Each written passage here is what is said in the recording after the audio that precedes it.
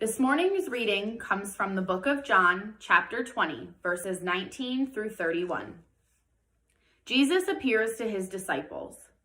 On the evening of that first day of the week, when the disciples were together, with the doors locked for fear of the Jewish leaders, Jesus came and stood among them and said, "Peace be with you."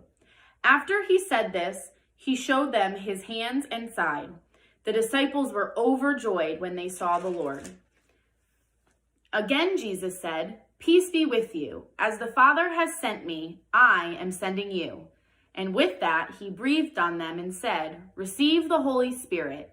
If you forgive anyone's sins, their sins are forgiven. If you do not forgive them, they are not forgiven." Jesus appears to Thomas. Now Thomas, one of the 12, was not with the disciples when Jesus came. So the other disciples told him, "We have seen the Lord." But he said to them, "Unless I see the nail marks in his hands and put my fingers where the nails were and put my hand into his side, I will not believe." A week later, his disciples were in the house again, and Thomas was with them. Though the doors were locked, Jesus came and stood among them and said, "Peace be with you."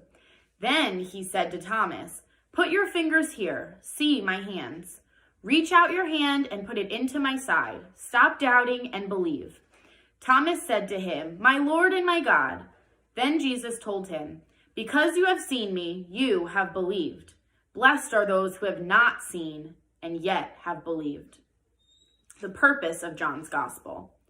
Jesus performed many other signs in the presence of his disciples, which are not recorded in this book. But these are written that you may believe that Jesus is the Messiah, the Son of God, and that by believing you may have life in his name.